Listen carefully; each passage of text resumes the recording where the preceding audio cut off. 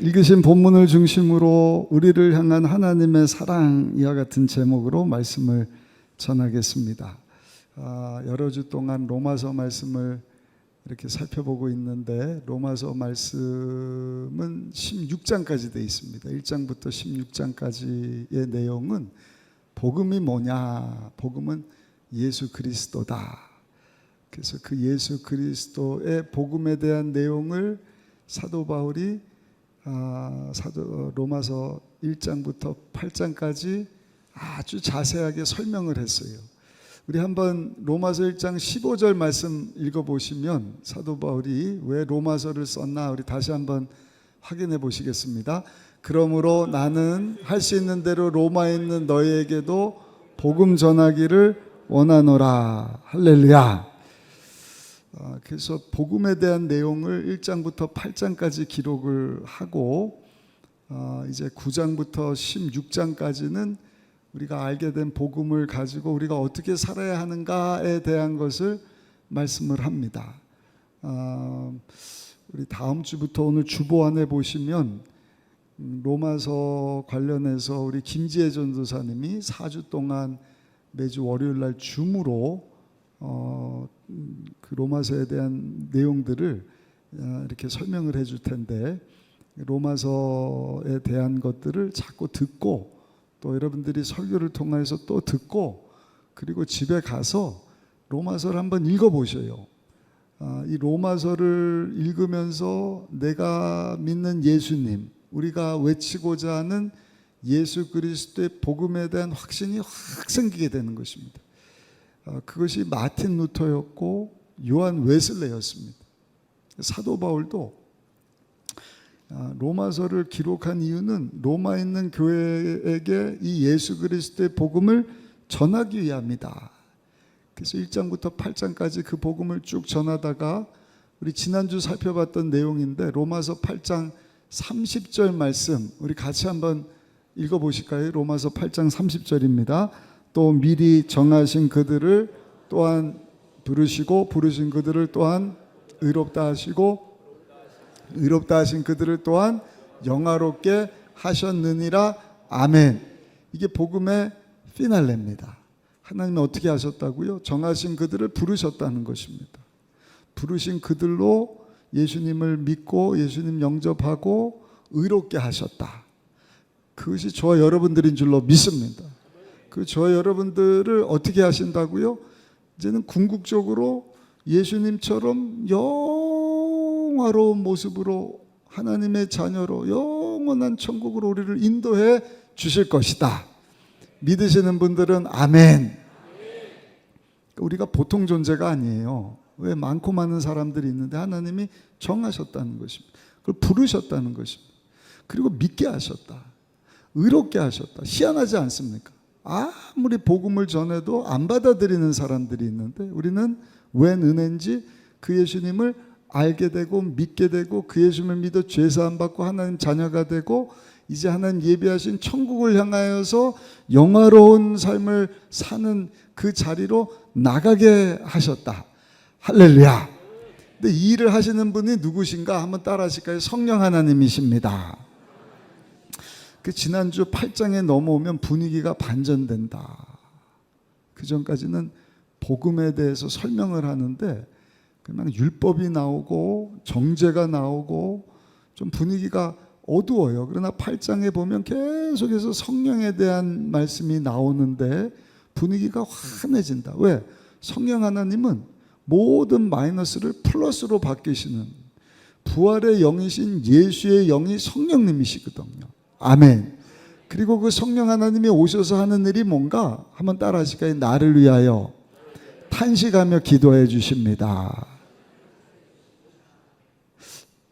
지난주에 다 드렸던 말씀입니다. 우리가 얼마나 연약한지, 우리의 연약함을 돕기 위해서 오신 분이 보혜사 도움이 성령 하나님이시거든요. 영광스러운 자리로 나가게 하시려고 우리의 연약함을 도우시는데, 우리는 무엇을 위해서 기도해야 할지도 모르는 연약한 존재다. 그렇죠? 네. 하나님이 너 기도해라. 내가 다 응답해 줄게. 뭐든지 한 가지만 기도하면 내가 응답해 줄게. 여러분 뭘 구할지 쉽게 답할 수 있을까요? 우리가 쉽게 생각할 때 뭐 직장이요, 사업이요, 건강이요, 뭐 돈이요, 좋은 기도 제목일 수 있지만 그것 때문에 타락한다니까요.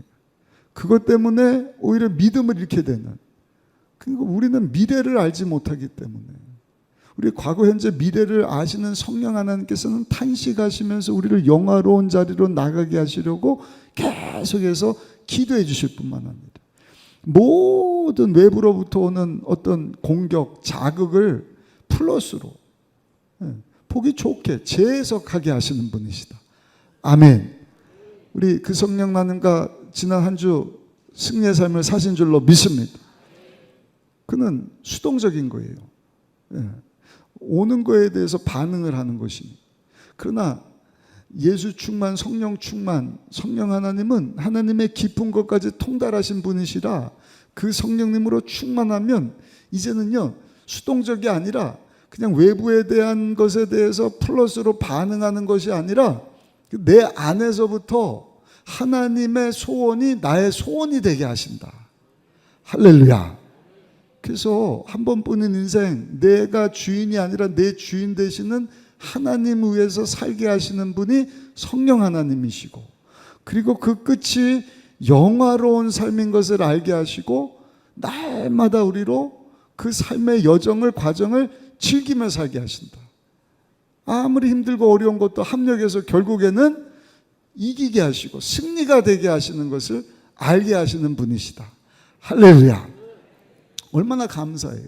그 복음을 그렇게 딱 요약을 하면서 오늘 본문에 보면 이제 로마서 8장의 끝부분의 마지막 끝부분이지 않습니까? 그 사도 바울이 이 복음을 알고 나서 막 기뻐서 흥분해서 감격해서 고백하는 내용이 31절 말씀인데, 우리 31절 말씀 한번 같이 읽어보시겠습니다. 31절 말씀입니다. 그런즉 이 일에 대해 우리가 무슨 말 하리요? 만일 하나님이 우리를 위하시면 누가 우리를 대적하리요? 아멘. 그런즉 이랬습니다. 1장부터 8장 30절까지 쭉 복음에 대해서 요약을 하고, 그런즉 하나님이 우리와 함께 하시니 누가 우리를 대적하리요? 이 복음은 진리라는 것입니다. 그 복음을 우리가 받아들임으로 하나님의 자녀가 되었다는 것입니다. 누구도 우리를 그 사랑에서 끊을 수 없다. 그 복음에 확신이 있어야 돼요. 그 확신이 없는 분들은 다시 말씀드리지만 이 로마서를 다시 한번 쭉 읽어볼 이유가 있습니다. 필요가 있습니다. 이 복음의 확신, 그 복음의 확신을 우리가 왜 잃어버리고 놓쳐버리느냐? 그래서 자꾸 흔들기 때문이에요. 하나님의 사랑에 대해서 여러분 우리가 반신반의하게 하는 것이 문제입니다. 이 복음의 확신을 어렵게 하는 것이 몇 가지가 있는데, 첫 번째가 뭔가 한번 따라 하실까요? 의심입니다. 의심. 나를 향한 하나님의 사랑, 그것이 정말 큰 사랑인가? 내가 예수를 믿기만 하면 구원받는다고 하는데 그것이 참말인가? 자꾸 의심이 들게 하는 것이죠. 그러나 사도 바울은 그런 의심도 우리를 향한 하나님의 사랑을 이기지 못한다는 것입니다. 그런 의심도 우리를 향한 하나님의 사랑 까닭에 우리에게 허락하신 그 구원의 확신을 무너뜨릴 수는 없다. 믿으십니까? 다시 31절 말씀 읽어보실게요. 31절 말씀을 읽어보겠습니다. 그런즉 이 일에 대해 우리가 무슨 말 하리요? 만일 하나님이 우리를 위하시면 누가 우리를 대적하리요? 누가 우리를 대적하리요? 하나님이 위하시는데 누가 우리를 대적하겠느냐? 하나님이 끝까지 우리를 사랑하신다는 것입니다. 하나님이 우리를 사랑하는 것은 변함이 없으시다. 불변의 사랑이다. 아멘. 그런데 마귀는 자꾸 와서 그것을 흔드는 것입니다. 의심하게 만드는 것입니다. 하나님이 널 사랑하기는 뭘 사랑하려냐? 그 사랑을 의심하게 만드는 것입니다. 그래서 32절에 보니까 사도 바울이 뭐라고 말씀을 하는가? 우리 32절 말씀도 한번 같이 읽어보겠습니다. 자기 아들을 아끼지 아니하시고 우리 모든 사람을 위하여 내주시니가 어찌 그 아들과 함께 모든 것을 우리에게 주시지 아니하겠느냐? 아멘, 아멘, 아멘. 여러분을 향한 하나님의 사랑이 의심되거든 오늘 이 34절 말씀을 32절 말씀을 여러분들이 자꾸 읽으셔야 돼요. 이게 뭐라고 말씀을 하시죠? 하나님이 우리를 사랑하셔서 아들 예수님을 독생자신데 아끼지 아니하시고 우리 가운데 내어주시지 아니하셨느냐. 그 아들을 내어주신 하나님이 그 외에 모든 것을 우리에게 주시지 아니하시겠느냐. 예수님은 하나님에게 있어서 가장 소중한 분이셔요. 가장 아끼시는 분이십니다. 가장 아끼고 가장 소중한 것을 포기했다고 한다면 여러분 가장 값진 것을 우리에게 주신 것 아니겠습니까? 가장 큰 희생을 치른 것 아니겠습니까? 그 큰 희생을 치르신 하나님의 사랑이 어떻게 변할 수 있겠느냐. 쉽게 말씀드릴게요. 한 아버지가 있는데 자식이 있어요. 아들이. 근데 옆집에 사는 한 아저씨가 있는데 그에게도 아들이 있습니다. 문제는 그 아들의 심장이 고장이 났어요. 심장병을 치료하려고 하는데 심장병 앓는 분들이 계시는지 모르겠어요. 참 고통스러운 일입니다. 우리 지방의 목사님이 심장 판막증 수술을 받고 지금 몇 주 동안 중환자실에 있다가 이제 회복을 하고 있는데 그냥 고장났어요. 망가졌어요. 이것을 해결받으려면 똑같은 심장을 이식받아야 되는데 보니까 이 옆집 사는 이 아버지의 아들의 심장이 옆집 아저씨 아들의 심장하고 딱 맞는 거예요. 그러니까 내 아들만 심장을 줄 수가 있어요. 그래서 아버지가 아들한테 가서 그랬대요. 아들아, 옆집 아저씨 아들 알지? 네. 그 아들이 심장병이 걸렸는데 네 심장이 보니까 그 아들 심장하고 딱 맞는데 그래서요. 네가 옆집 아저씨 아들로 해서 심장을 내줄 수 있겠니? 여러분들 같으면 뭐라 그래서 아버지 미쳤어요? 돌았어요? 내가 내 심장 왜 줘요? 그러지 않겠습니까? 근데 하나님이 우리를 사랑하셔서 말도 안 되는 옆집 아저씨 아들 같은 우리를 위해서 아끼고 사랑하는 아들의 심장을 준 것과 똑같은 것입니다. 그것이 우리를 향한 사랑이에요. 아니, 옆집 아저씨 아들이 아니라 옆집에서 키우는 병아리 새끼 심장이 고장이 났는데 그 심장이 내 아들을 심장하고 딱 맞는 거예요. 아들아, 너 저 병아리 심장을 위해서 네 심장을 떼어줘야겠다. 말이나 되냔 말입니다. 있을 수 없는. 하나님은 창조주신다. 피조물된 병아리보다도 못한 우리를 대신해서 심장을 내줬다는 생명을 내준 것 아닙니까? 근데 그 일을 하나님께서 우리를 사랑하사 그 아끼고 아끼는 아들을 내어주셨다. 저 여러분들을 향한 하나님의 크고 놀라운 사랑입니다. 믿으시는 분들은 아멘. 사도 바울이 왜 그 사랑에 대해서 의심하냐는 거예요. 하나님이 가장 아끼고 사랑하는 아들을 내어주셨다고 한다면 그 무엇을 아끼시겠느냐. 32절 말씀 다시 한번 읽어보실까요? 8장 32절 말씀 함께 읽습니다.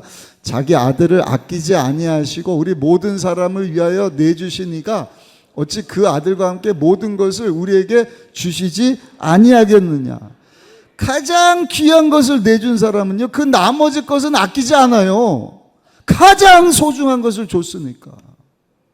가장 아끼고 가장 소중한 것을 포기했잖아요. 그게 생명이지 않습니까? 근데 무엇을 내주지 않겠느냐. 아니, 저 여러분들이 예수님 영접하기 이전에 하나님과 원수된 자예요. 원수를 위해서 자기 자식을 내어줬다고 한다면 저 여러분들을 하나님이 얼마만큼 사랑하냐는 것이죠. 그러므로 오늘 이 시간 이후부터 여러분들에 대한 하나님의 사랑에 대해서 의심하는 성도가 한 사람도 없기를 예수님 이름으로 축복합니다. 날 향한 하나님의 사랑, 그 엄청난 사랑, 그 사랑 때문에 내가 예수님을 믿고 구원받게 되었으니 사도 바울과 같이 그 구원의 그 복음에 대한 확신을 가지고 남은 삶을 살아갈 수 있는 저 여러분들이 되시기를 예수님의 이름으로 축복합니다. 또 한 가지, 이 엄청난 사랑에 대해서 여러분, 의심뿐만 아니라 우리의 믿음을, 이 구원의 확신을 흔드는 것인데, 그것이 뭔지 아세요? 죄입니다. 죄가 찾아오는 거예요. 그 죄가 우리의 구원을 흔들어요. 우리 향한 하나님의 사랑을 의심하게 만듭니다. 이에 대해서 사도 바울은, 아니, 그 죄도 우리 향한 하나님의 사랑을 의심하게 할 수 없다. 우리가 가진 이 구원에 대한 확신을 흔들 수 없다. 33절 말씀이에요. 우리 33절 한번 읽어보시겠습니다. 누가 능히 하나님께서 택하신 자들을 고발하리요 의롭다 하신 이는 하나님이시니. 아멘. 하나님이 택하셨다. 하나님이 택하신 자를 부르셨다. 부르신 자들을 의롭게 하셨다.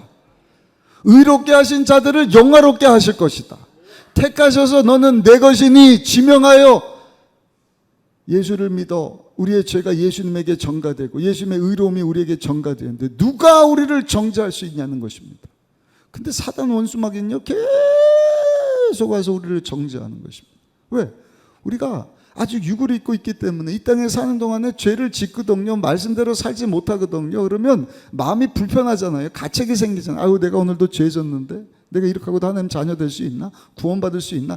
그때 그 의심을 죽이고 도적질 멸망시킨 사단 원수마귀가 지렛대 삼아서 잘한다. 계속 의심해라. 맞아, 너 죄인이야. 그렇지, 네가 무슨 하나님의 자녀야. 이 멍충아. 너 어제도 죄 졌잖아. 오늘도 실수했잖아. 이 가증스러운, 이 가식적인 사람아. 계속해서 우리를 정죄하면서 큰 가책을 얻고 불안에 떨며 살게 하지 않습니까? 이에 대해서 사도 바울이 34절에 보니까 뭐라고 말씀을 하느냐. 우리 34절 말씀도 한번 함께 읽어보겠습니다. 크게 읽습니다. 누가 정죄하리요 죽으실 뿐 아니라 다시 살아나신 이는 그리스도 예수시니 그는 하나님 우편에 계신 자요 우리를 위하여 간구하시는 자시니라. 아멘. 아멘. 아멘. 여러분, 죄성이 사단 원수마귀가 정죄하고 그 지은 죄 때문에 불안하게 만들고 가책 때문에 힘들게 만들 때마다 누구를 바라보라 그래요? 예수 그리스도를 바라보아라. 그리스도 예수시니. 그 예수님이 우리를 위해서 십자가에서 하신 일이 뭡니까? 죄가 없으신데 저 여러분들을 대신해서 십자가에서 몸을 찢겨 주셨어요. 죄 문제를 해결해 주셨어요. 죄 없는 피를 흘려 누구든지 그 예수님을 믿기만 하면 예수님의 의로움이 우리에게 임하게 되는 줄로 믿습니다. 그리고 예수님이 그 일을 다 이루셨기 때문에 3일 만에 사망 권세를 깨트리시고 다시 살아나셨어요. 그리고 지금은 어디 계시다? 하나님 보좌 우편에 앉으셔서 따라합시다. 나를 위하여 간구하고 계십니다. 여기 하나님 보좌 우편에 앉았다는 뜻이 뭐냐? 좌우를 설명하는 것이 아니에요. 하나님 보좌 우편에 앉으셨다는 것은 예수님이, 잘 들으셔요, 예수님이 하실 일을 다 완성하시고 쉬고 계시는 것입니다. 마치 창세기 1장에 보면 하나님이 태초의 말씀으로 6일 동안 우주 천하 만물을 다 만드신 이후에 7일째 되는 날 안식하신 것처럼 예수님은 우리 죄의 문제를 십자가에서 완벽하게 해결하시고, 아멘, 그것이 진짜임을 증거하시게 하여 사망 권세를 깨뜨리시고 다시 살아나셨을 뿐만 아니라 지금은 하나님 보좌 우편에 앉아서 안식하고 계신다. 다 이루어 주셨다. 저 여러분들이 할 일은 더 이상 없어요. 왜? 예수님이 우리 죄에 대해서 완벽한 구원을 이루어 주셨기 때문에. 그런데 그 구원에 대해서 자꾸 의심이 되고 하나님의 사랑에 대해서 의심이 된다는 것은 다 이루어주신 예수님에 대해서 의심하게 되는 것입니다. 또 한 가지, 성경에 보니까 하나님 보좌 우편에 앉으셔서 예수님이 우리 위해서 기도하고 계신데 에베소 2장에 보니까 우리 예수님이 그 자리로 우리를 끌어올려 그 자리에 앉혀주신다 말씀을 합니다. 에베소서 2장 6절 말씀 같이 한번 읽어보시겠습니다. 또 함께 일으키사 그리스도 예수 안에서 함께 하늘에 앉히시니. 하나님 보좌 우편에 앉아있는 그 자리까지 우리를 확 끌어올리신다. 그러니까 예수님하고 저와 여러분들을 똑같은 사람 취급해 주시는 거예요. 예수님이 하나님의 맏아들이라고 한다면 여러분, 저와 여러분들은 그 후사이지 않습니까? 예수님을 믿어 하나님의 자녀된 저 여러분들 또한 하나님 그 보좌 우편을 우리를 확 올려주시는데, 중요한 것은 마지막 날 예수님이 그 보좌에서 이제는 우리 가운데 심판자로 오신다. 우리가 늘 사도신경 신앙 고백할 때 뭐라고 얘기해요? 하늘에 오르사 전능하신 하나님 우편에 앉아 계시다가 저리로서 산자와 죽은 자를 심판하러 오시리라. 아멘. 심판주로 오시는 거예요. 근데 심판주로 오시는 예수님이 절대로 그 보좌 우편에 앉아 있는 우리를 향하여서 너는 죄인이다 정죄할 수 없다는 것입니다. 왜? 예수님이 이미 우리의 죄를 대신해서 십자가에서 죽어주셨어요. 믿으십니까? 저 여러분들을 위하여 죽어주셨을 뿐만 아니라 다시 살아나셨고 우리 위해서 중보기도 해주시고 우리를 그 자리에 있게 하셨는데, 예수님이 우리를 향해서 너는 죄인이다 하시면 예수님이 십자가에서 그 십자가 지심이 헛된 것이 되는 것 아니겠습니까? 예수님이 하신 모든 일을 부정하는 것입니다. 예수님의 인격과 그 예수님의 권위를 불신하게 되는 것이죠. 그러므로 사랑하는 성도 여러분, 이 죄성이 저 여러분들에 대하여서 사단 원수마귀가 죽이고 도적질 멸망시키려고 계속해서 너는 죄인이다 정죄의식을 가져다 주고 불안하게 하면 양심의 가책을 느끼면서 내가 이래도 구원받을 수 있을까?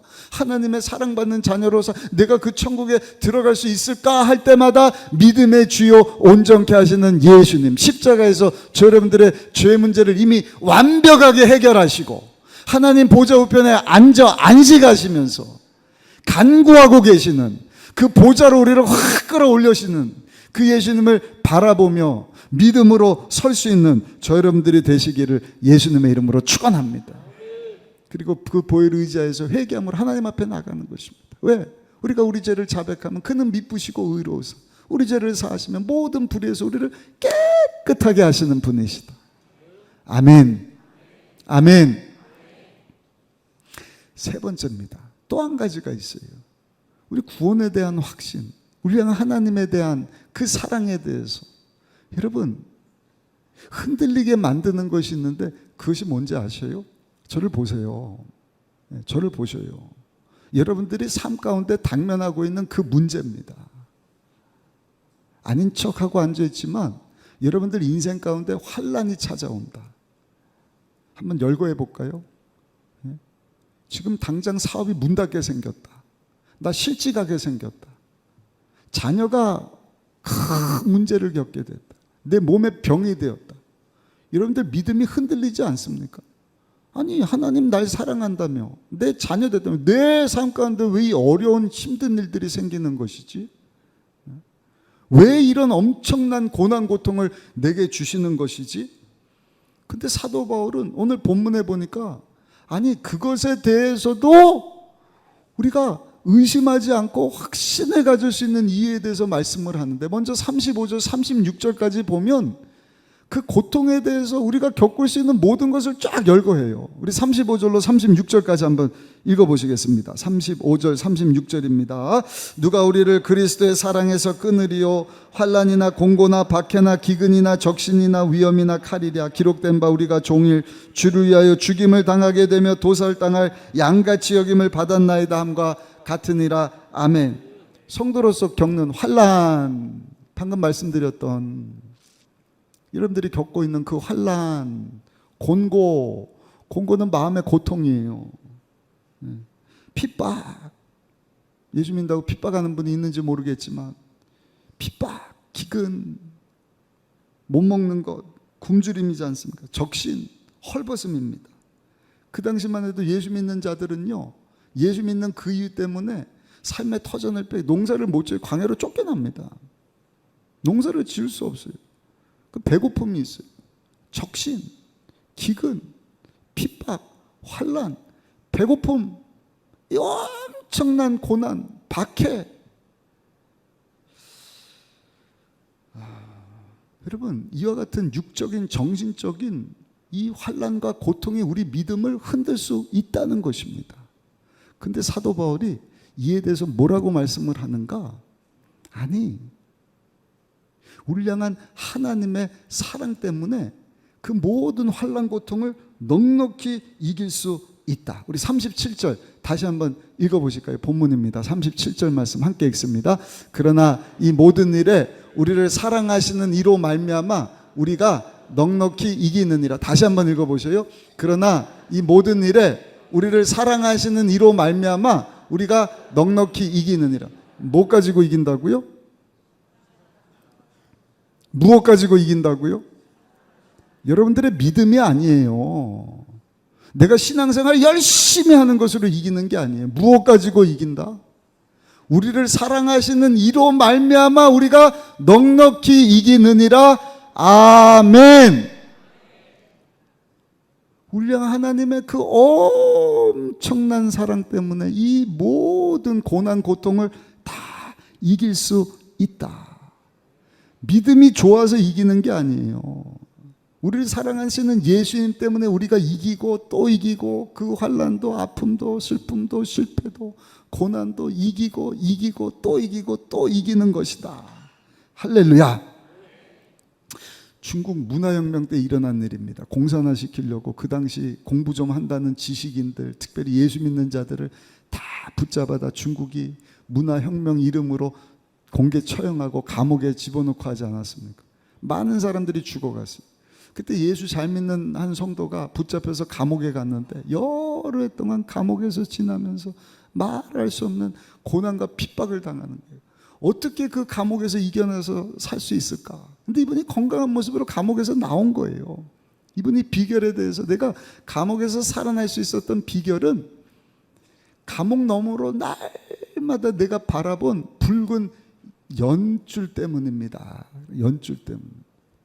그 아들이 그 아버지로 해서 하루도 빠지지 않고 비가 오나 눈이 오나 감옥 너머 창살 밖으로 그 연이 보이도록 붉은 연을 아들이 탁 띄고 연줄을 붙잡아 줬다는 거예요. 그 아들이 어려서 7살 때 아버지가 연 날리는 방법을 가르쳐 줬대요. 아들아, 이 연이 하늘을 날려면 말이야 바람을 타야 되는데 너가 절대로 연줄을 놔서는 안 된다. 아버지에게 그런 메시지를 전한 거예요. 아버지, 내가 연줄을 붙잡고 있으니까 연이 하늘을 나는 것처럼 그 감옥에서 참 어려움을 겪고 있지만 아버지 그 안에서 주님의 사랑을 기억하면서 신앙의 연줄을 절대로 놓쳐서는 안 됩니다. 할렐루야. 할렐루야.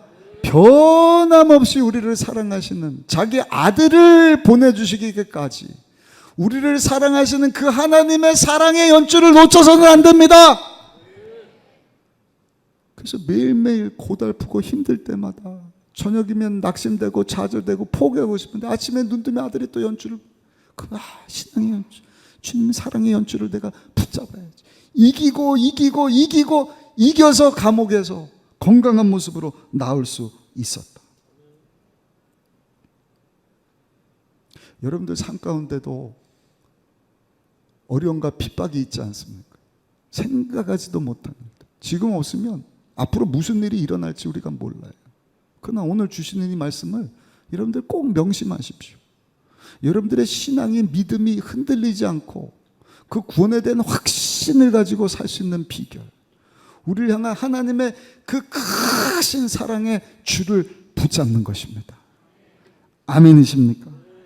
로마서 5장 8절입니다. 우리가 아직 죄인 되었을 때 그리스도께서 우리를 위하여 죽으심으로 하나님께서 우리에 대한 자기의 사랑을 확증하셨느니라. 아멘.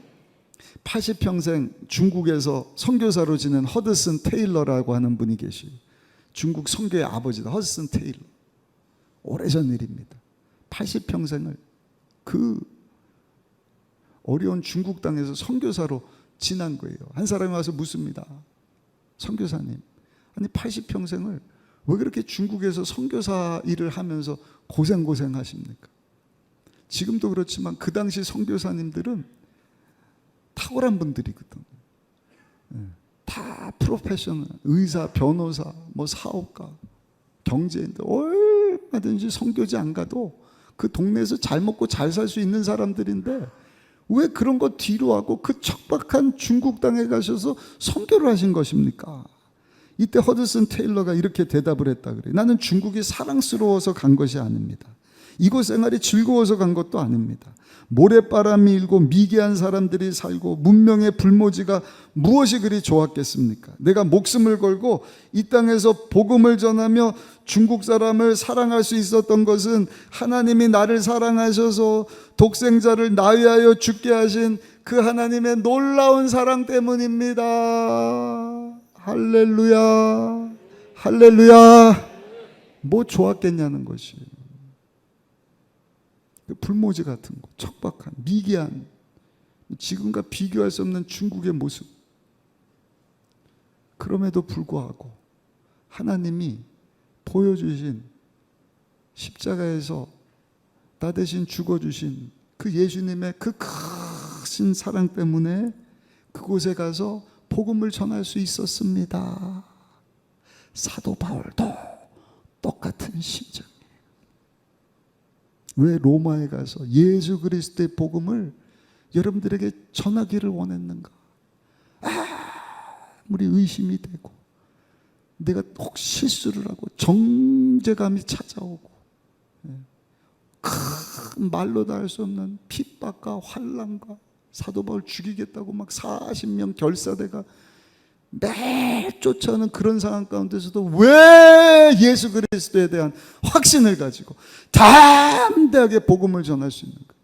로마 성도들에게 감옥에 갇혀서 또 펜을 들고 그 복음을 담대히 전할 수 있었는가? 하나님의 사랑 때문이다.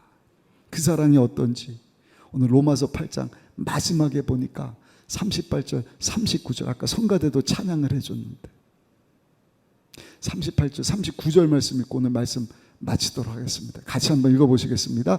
내가 확신하노니 사망이나 생명이나 천사들이나 권세자들이나 현재일이나 장래일이나 능력이나 높음이나 기쁨이나 다른 어떤 피조물이라도 우리를 우리 주 그리스도 예수 안에 있는 하나님의 사랑에서 끊을 수 없으리라. 끊을 수 없으리라. 누구도 무엇도 끊을 수 없는 우리를 향한 하나님의 그 놀라운 사랑 때문에 난 어떤 환난도 핍박도 어려움도 고통도 다 이길 수 있느니라. 여러분들도 이길 수 있습니다. 그러므로 그 구원의 확신, 흔들리지 않는 믿음 가지고 마지막 때 하나님의 선교 사명 위하여서 쓰임받는 순복음 의정부교회 성도들이 다 되시기를 예수님의 이름으로 축원합니다. 축원합니다. 그렇게 살기 원하시는 분들은 두 손 들고 아멘. 아멘. 좋은 아버지 두고 사는 자식은 걱정이 없어요. 내가 평생 먹고 살 수 있는 직장 생활하는 사람은 마음이 평안한 것입니다. 그 회사 사장님이 회장님이 나를 사랑해 준다. 얼마나 행복해요. 여러분, 우리는 그 사장님 그 회장님하고 비교할 수 없는 전능하신 하나님이 우리 아버지가 되시 뿐만이 아니라 그 하나님이 저 여러분들을요 너무너무 사랑하신다. 그래서 요한복음 10장 28절 29절에 보니까 이렇게 말씀을 합니다. 내가 그들에게 영생을 주노니 영원히 멸망하지 아니할 것이요 또 그들을 내 손에서 빼앗을 자가 없느니라. 그들을 주신 내 아버지는 만물보다 크시며 아무도 아버지 손에서 빼앗을 수 없느니라. 옆에 분하고 인사합시다. 아무도 당신을 하나님 사랑에서 빼앗을 수 없습니다. 아멘. 아멘. 그 확신이 있어야 되는 것입니다. 오늘 성찬주일입니다. 성찬을 대하면서 하나님, 내가 그 사랑을 잊고 살았네요. 의심이 막 찾아왔습니다. 그 정죄감 때문에 구원의 확신을 막 흔들렸습니다. 지금 당면하고 있는 여러분들의 그 고통, 당장 벼랑 끝에서 떨어질 것 같은, 실직하느냐 마느냐, 사업이 부도나느냐 마느냐, 병들어서 죽느냐 사느냐 하는 그 엄청난 고통 앞에 우리 믿음이 막 흔들릴 수 있지 않습니까? 그러나 기억하시오. 우리 향 하나님의 사랑, 아들을 내어주시기까지 하나님이 가장 값지고 소중한 거 포기하시면서까지 우리를 사랑하신 그 사랑을 누구도 끊을 수가 없어요. 하나님 여러분들을 그 사랑 가지고 사랑하고 계시는 것입니다. 아멘. 오늘 성찬을 대하면서 그 사랑을 기억하고 다시금 그 하나님 앞으로 나와서 내가 예수를 믿어 하나님 자녀가 되었다는 이 놀라운 구원의 이 감격 가운데 사도 바울처럼 내가 감사하고 기뻐하며 복음의 확신을 가지고 주님에서 살기를 소원합니다. 그 벼랑 끝에서 올라올 뿐만 아니라 이기고 또 이기며 하나님 영광에서 살아갈 수 있는 저 여러분들이 다 되시기를 우리 순복